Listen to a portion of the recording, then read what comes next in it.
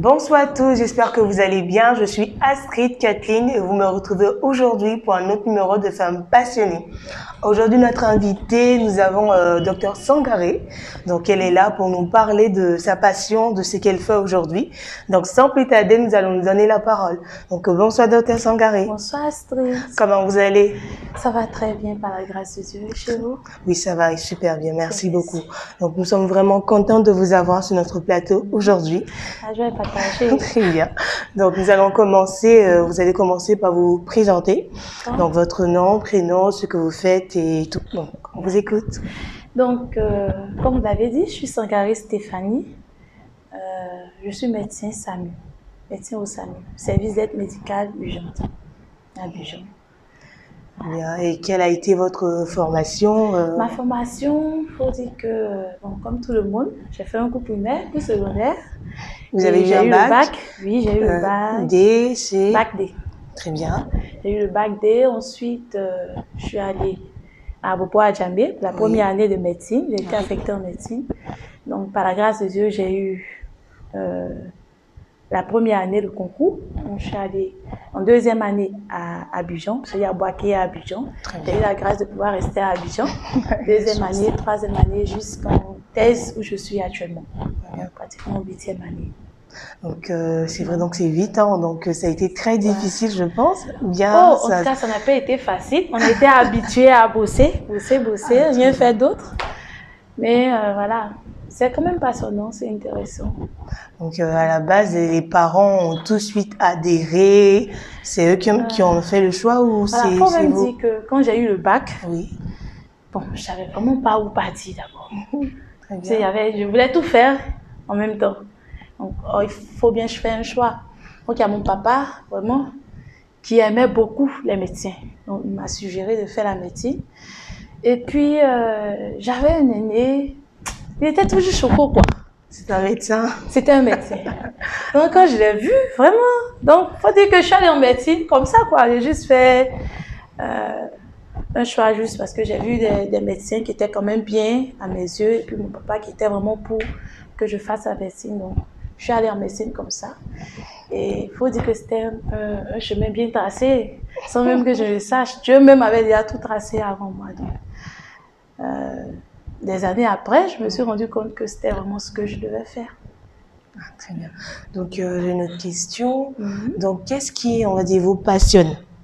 Donc, qu'est-ce que vous aimez de ce métier-là? Qu'est-ce que j'aime dans ce métier? Waouh, d'accord. Alors, ce que j'aime, c'est le fait de pouvoir aider les autres. Parce que quand tu fais la médecine, tu es au contact de personnes qui sont souvent très vulnérables, de personnes qui, souvent ont des problèmes financiers, des problèmes côté santé. C'est vraiment compliqué, quoi. Et ta présence, quand tu es là, tu peux leur donner de l'espoir, tu peux... Vraiment, si je me rappelle de scènes où, par exemple, en salle d'accouchement, la femme crie, elle a juste besoin de t'attraper.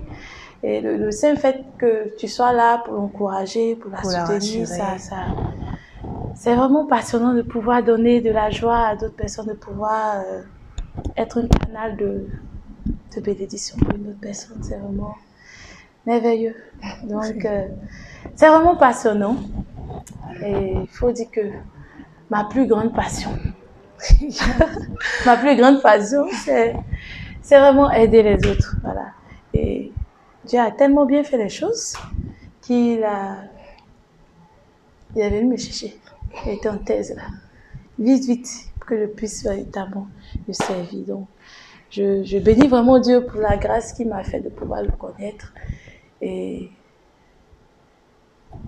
ma passion s'est transformée en lui, le servir.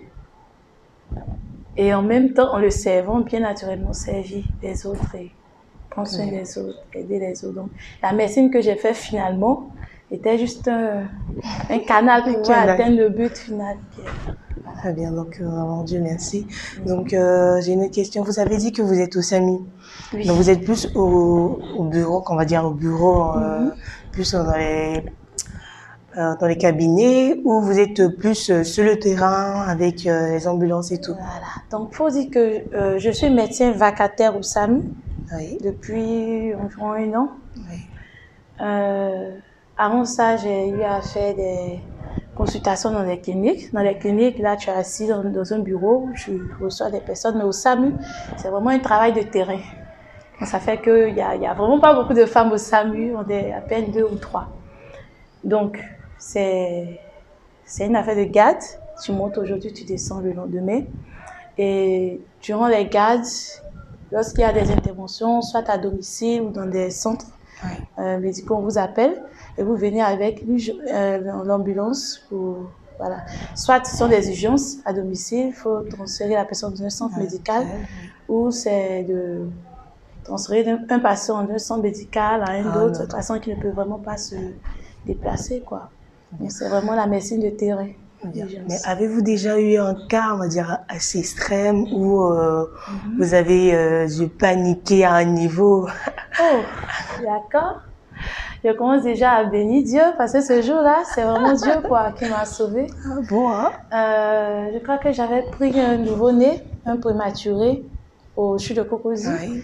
Et je devais le transférer au centre Don Orion, sur la route de Dabou. Oui. Et c'était la nuit. J'étais avec un ambulancier qui était pratiquement nouveau. Et je lui ai demandé à plusieurs reprises s'il maîtrisait la voix. Il m'a dit oui, qu'il maîtrisait la voix. Ah bon? Et avant de me mettre en route, j'avais eu, faut dire vraiment, c'est la grâce de Dieu, quoi. Le réflexe de prendre 2 bouteilles d'oxygène parce que le bébé était sous oxygène. Donc j'ai mis 2 bouteilles d'oxygène dans mon ambulance. Oui. J'ai pris mon bébé, on s'est mis en route. Et je me rends compte que l'ambulancier, plusieurs fois, seulement j'avais le réflexe de lui demander, est-ce que tu maîtrises la route?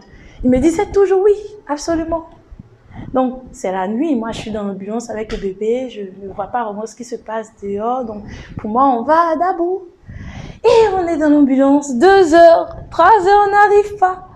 J'ai dit, mais attends, d'abord ma première bouteille d'oxygène est finie. Donc, j'ai tiré ma deuxième bouteille d'oxygène que j'ai placée sur le bébé. Le bébé qui n'était pas vraiment stable, donc je priais pour vite arriver. Oui. Et je me rends compte que mon ambulancier ne maîtrisait vraiment pas la voix.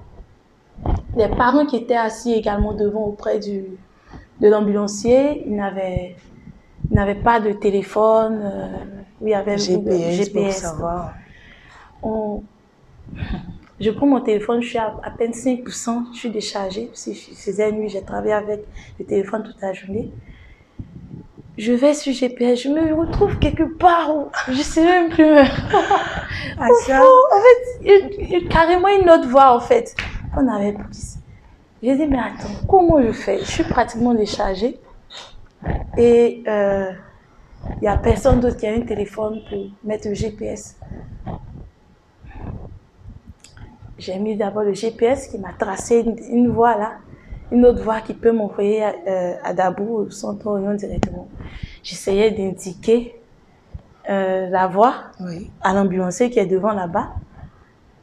Mon téléphone se décharge jusqu'à 2%, 1%. Je suis derrière, on prend une voie où la voie est totalement bizarre apparemment. En tout cas, cette voie-là n'est vraiment pas très fréquentable. Oui. Donc dans l'ambulance, ma seule option, c'était vraiment d'invoquer Dieu, quoi. D'invoquer Dieu, de vraiment... Les anges débrons ont agi ce jour-là. Les anges débrons, je les ai invoqués, je leur ai demandé de vraiment me conduire sain et sauf moi et le bébé. Nouveau-né. Vraiment, je me suis mise à prier dans l'ambulance, quoi. Et vraiment, ce fut une grande grâce qu'on puisse arriver à destination sain et sauf. On a fait pratiquement 4 heures, plus 4h30 de route avant d'arriver à destination. Or, bon, Abidjan, Cocody à Dabou, en moins d'1 heure, c'était la nuit, il n'y avait même pas d'embouteillage. J'ai dit vraiment, c'était la grâce, quoi. C'est l'ambulance, rien ne pouvait qui... On avait mis à peine 10 000 de carburant dans l'ambulance. J'aurais pu ne pas avoir 2 bouteilles d'oxygène. Donc vraiment, Dieu a été avec moi et c'est ce que je fais, quoi. À chaque fois que je monte de garde, je préfère tout confier à Dieu. Parce qu'il y a des situations qui ne dépendent vraiment pas de toi. Et ce jour-là, seulement Dieu m'a sauvé. Donc, gloire soit rendue au Seigneur. Donc là, merci beaucoup. Nous allons passer à une autre étape. Donc là, nous allons parler vu que vous avez déjà entamé le sujet, plus la vie spirituelle, concilier, comment vous faites pour concilier votre vie spirituelle au métier, à votre passion aujourd'hui? D'accord. Comment je concilie ma vie spirituelle? Il faut dire que j'ai décidé de faire un choix. J'ai décidé de faire les choses par priorité. Parce que je ne peux pas tout faire avec la même énergie. Tu ne peux pas être partout en même temps. Donc j'ai décidé de mettre Dieu d'abord. Le reste là, ça vient ensuite, quoi. Donc, si tu me programmes de garde un dimanche, je ne serai pas là. Je ne peux pas faire de garde les dimanches, ni les samedis. Donc, plusieurs fois, j'ai été confrontée à ce problème-là. Et j'ai dû trouver des personnes pour me remplacer. Dieu faisant grâce. Dieu faisant grâce. Je crois même avant que je sois au SAMU, j'ai eu ce souci-là. Je cherchais à pouvoir exercer dans un endroit, dans un centre hospitalier. Et on m'appelle dans un centre où on me dit, moi, je garde que les dimanches. Et ils me payent double tarif les dimanches. Désolée, hein. Moi, mes dimanches sont déjà bouclés, quoi. Voilà, j'ai décidé de faire un choix, c'est de mettre Dieu au devant. Tout, et puis le travail ensuite. Et il faut même dire qu'il y a une fois où je partais au SAMU, parce que c'est dans une période où je voulais tellement donner au SAMU. Je me disais que plus j'allais travailler, plus j'allais avoir d'argent, etc. Et un jour, je marchais, en tout cas, le Saint-Esprit m'a donné une phrase qui m'a vraiment marqué. Il m'a dit, ce n'est pas parce que tu travailles que tu manges. C'est parce que moi, je prends soin de toi. Parce que moi, je suis ton papa. Donc, je prends soin de toi, ça c'est clair. Et maintenant, moi qui suis ton papa, je te demande de travailler. Donc, tu travailles juste parce que, bon, voilà, tu dois travailler. Mais c'est pas parce que tu travailles que tu manges. Du coup, j'ai compris que c'est Dieu l'essentiel, quoi. C'est vraiment l'essentiel. Donc, quel est le choix on va dire, l'opinion de vos proches?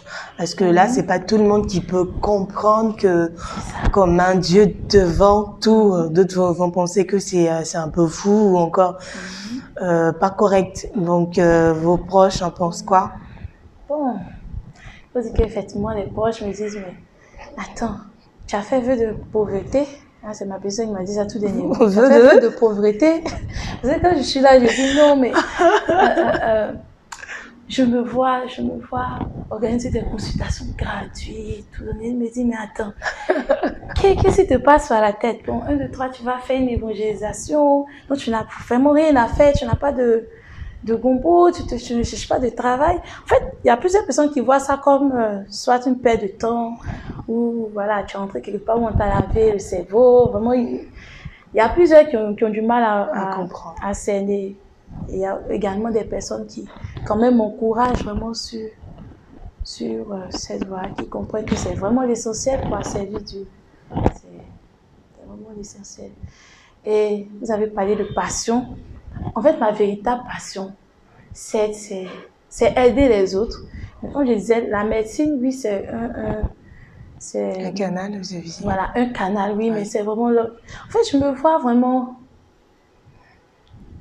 aller annoncer l'évangile, voilà, organiser des consultations gratuites, où on soigne les personnes physiquement, mais l'homme, le médecin, lui, il soigne, mais c'est Dieu qui guérit. Yeah. Vraiment, je rêve de consultations gratuites où vraiment il y a des miracles, où Dieu véritablement se révèle sa gloire.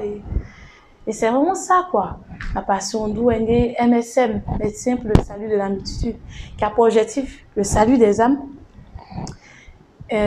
sensibiliser les populations, organiser des couvertures médicales gratuites. Voilà, aider les personnes, mais en fait pour un objectif principal qui est le salut de leurs âmes. Voilà. Donc, en un mot, votre vie spirituelle n'est pas dissociée de votre passion, votre métier aujourd'hui. Voilà. Je ne suis pas encore totalement dans ma passion. Je suis en route vers la passion. Voilà, vers la passion. Parce que je ne veux pas dire que c'est mon métier actuellement, je suis au SAMU, c'est vraiment un passage, quoi. C'est comme je vous ai dit, mon rêve, c'est de passer mon temps à évangéliser au travers de couverture médicale gratuite, aller vers les populations, leur parler de Jésus. En même temps. Voilà, en même temps, mettre ce métier-là au service de Dieu. Voilà, de Dieu, quoi. Donc, c'est vraiment ça, ma passion. C'est véritablement réussir à implanter cette ONG, mais simple le salut de la multitude, pour que, véritablement, je puisse me sentir complètement en train de faire ce qui me passionne. Très bien. Donc, merci beaucoup et on prie Dieu afin qu'il vous aide à réaliser ce vœu-là. Amen, amen. Amen. Très bien. Donc, là, nous allons passer à notre dernière étape.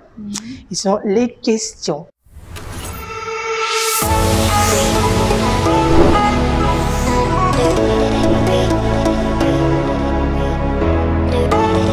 Nous avons quelques questions pour vous. Donc, nous allons commencer par la première question.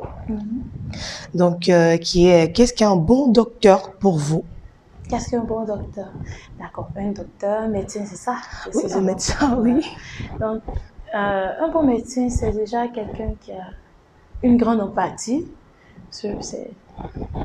Tout doit partir de là. Parce que quand tu n'aimes pas la personne qui est devant toi, c'est vraiment compliqué de pouvoir lui venir en aide dans certaines situations. Donc déjà, il faut que le médecin ait une grande empathie. Bon, bien sûr qu'il ait suivi sa formation correctement. Qu'il écoute les personnes, qu'il ait cette capacité à pouvoir encourager les personnes qui viennent vers lui. Parce que certes, il y a les médicaments, mais le simple fait que tu encourages une personne, que tu lui dises que ça va aller, que tu lui souris, ça lui fait vraiment du bien, quoi. Je me rappelle de plusieurs fois, je consultais dans une clinique où j'ai reçu un monsieur une fois où il est venu, il m'a expliqué plein de trucs. Il se sentait pas bien. J'ai commencé à échanger avec lui tout simplement. Je lui ai parlé de tout et de rien, quoi. Et à un moment donné, il s'est ouvert. Et en réalité, son véritable problème, c'est qu'il avait trompé sa femme. Ça fait 5 ans, il n'avait pas réussi à oublier ça le rongeait en fait. Donc, il était là, il disait qu'il avait des palpitations, il avait ceci. Donc, en fait, ça ne servait à rien que je lui prescrive des médicaments comme ça. Et puis, il allait partir, quoi. Il fallait juste que j'échange avec lui. Et après, je lui ai dit, bon, voilà, essaie, si tu vois que ça te fatigue, essaie de lui en parler, d'en parler à ton épouse. Et puis, certainement, si tu as la manière, elle pourra te pardonner parce que là, tu es en train de mourir tout seul. Tu culpabilises toi seul. Quand tu la vois, tu n'es pas à l'aise. Donc, à la fin de notre échange, il m'a dit qu'il se sentait beaucoup mieux. Du coup, en fait, il avait juste besoin de parler à quelqu'un. Il a dit qu'il n'en avait jamais parlé à quelqu'un. Il n'avait ni à un ami, c'était lui, il avait ça dans son cœur. Donc, c'est vraiment ça, quoi, pour pouvoir écouter les personnes, les rassurer, les conseiller. Puis, il a dit que Jésus les aime. Très bien. Donc, la deuxième question, si vous n'étiez pas docteur ou médecin, excusez, qu'auriez-vous été? Il faut dire que j'aurais choisi le droit. Le droit. J'aurais été juriste. Je n'ai pas dit journaliste, magistrat. J'aime vraiment ça. J'aime vraiment le journalisme, d'une part, mais en même temps, le droit, après le magistrat. Je ne sais pas, mais je les aime, les juges. J'aime vraiment ce métier de droit. Et puis, bon, j'aime beaucoup faire les boileaux bêtes. J'ai remarqué que les gens de droit, là, ils boivent, en tout cas, ils boivent les coups. Et je me serais bien sentie là-bas, si je n'étais pas médecin. Très bien. Donc, où vous voyez dans 5 ans? Dans 5 ans. Vous voyez où dans 5 ans? D'accord. Dans 5 ans, en tout cas, je me vois en train de faire ma passion, mais complètement à fond, quoi. Complètement à fond. Les consultations gratuites et tout. Voilà, je me vois. Bon, j'aurais déjà visité certainement pratiquement toutes les villes de la Côte d'Ivoire, c'est sûr. Donc, je me vois vraiment aller vers l'extérieur, aller dans les zones reculées. Bien sûr, comme je vous ai dit, MSM. C'est un côté médical, oui, mais rattaché au côté spirituel. Donc, je fais partie d'une communauté où le côté spirituel, vraiment, je ne sais pas si je dois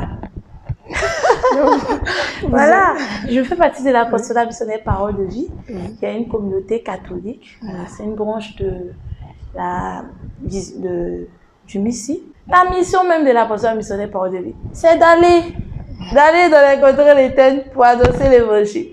Donc, dans 5 ans, si déjà cette année, on a commencé déjà à aller dans les zones reculées, donc j'imagine dans 5 ans. Donc, c'est vraiment ça, quoi. Je me vois là-bas, mais je me vois également avec plein d'entreprises.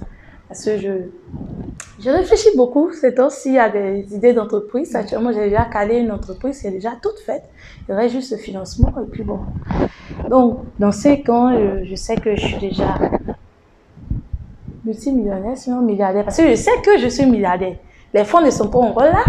Donc, les fonds sont au cours de téléchargement. Voilà, donc, c'est vraiment ça, quoi. Dans 5 ans, je me vois vraiment en plein dans ma passion et avec les moyens qu'il faut. Parce que, comme on le dit, l'évangile est gratuit. Les consultations qu'on va faire, ce sera totalement gratuit, mais l'évangélisation, à des coûts. À un prix, à un coût, en fait. Oui. Voilà. C'est notre Père qui le dit. Donc, il faut bien avoir de l'argent pour pouvoir bien évangéliser. Bien voilà, tu veux aller dans les contrées lointaines, mais tu y vas comment? Juste avec l'évangile. Tu dois bien prendre des véhicules pour aller. Tu dois bien... bien sûr, j'ai parlé de consultations gratuites, mais ce n'est pas juste des consultations gratuites. Il y aura des dons. Des dons voilà. pour aider. Prendre soin de la veuve et de l'orphelin, c'est vraiment un point. C'est la base, quoi. Donc, tu ne vas pas aller dans les zones reculées comme ça. Donc, pour pouvoir donner, il faut en avoir. Et il faut en avoir. Certes, c'est pas seulement tout va pas seulement venir de toi, mais une grande part doit venir de toi. De sorte à ce que quand tu vas demander à gauche, à droite, tu puisses véritablement avoir des financements pour pouvoir t'aider dans cette vision que Dieu a mis dans ton cœur, quoi. Donc, c'est vraiment ça. Donc, actuellement, il y a une entreprise qui va sortir. Ce mois de mai, c'est le mois de la prospérité. Il vient chez nous. Hein. Amen. Donc, ce mois-ci, il y aura une entreprise qui va bientôt sortir. Donc, on prie Dieu que le financement soit vraiment protégé. Donc, Dieu, tu es à l'œuvre. Merci beaucoup. Donc là, nous sommes à la fin de notre échange, de notre émission. Donc, ça a été un réel plaisir. Donc, vous avez la possibilité de donner un mot. Un mot de fin aux personnes qui nous regardent.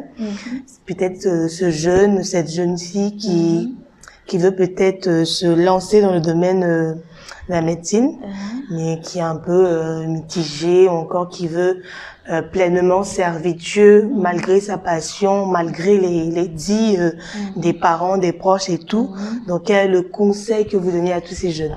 Bon, le conseil que je peux donner, c'est que, voilà, d'abord pour quelqu'un qui veut faire la médecine, qu'il y aille à fond, mais qu'il ait vraiment ce grand désir de pouvoir aider, ce grand amour de l'autre, prendre soin de l'autre, parce que s'il n'y a pas ça, ça risque d'être compliqué à la fin, en fait, pour cette personne.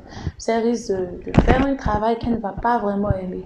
C'est pas facile de prendre soin de personnes, surtout qui ne se sentent pas bien, donc voilà. Et puis, les personnes qui veulent servir Dieu, c'est juste leur dire de savoir ce qui est leur priorité. Parce que c'est ça. Si tu ne sais pas ce qui est ta priorité, tu ne vas pas pouvoir véritablement atteindre ton objectif. Donc, tu sais que c'est Dieu qui est l'essentiel. Et donc, tu le sers à fond. Et puis, le reste, lui-même, il va te guider pour la suite, quoi, en fait. Donc, servez Dieu, aimez Dieu, et puis donnez-vous à fond dans votre métier. En même temps, je termine par dire vraiment un très grand merci. Merci à l'émission, à tous ceux qui ont vraiment organisé l'émission de Femmes Inspirées. Vraiment, merci. Femmes passionnées. Femmes passionnées. Oh, merci. Voilà. Vous êtes excusés. Donc, voilà, merci beaucoup. Merci à nos parents spirituels qui nous ont fait la grâce de pouvoir être présents ici. Et voilà, que Dieu vous bénisse. Amen.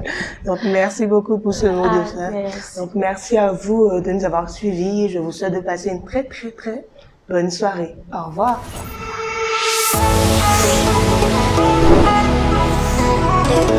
Thank you.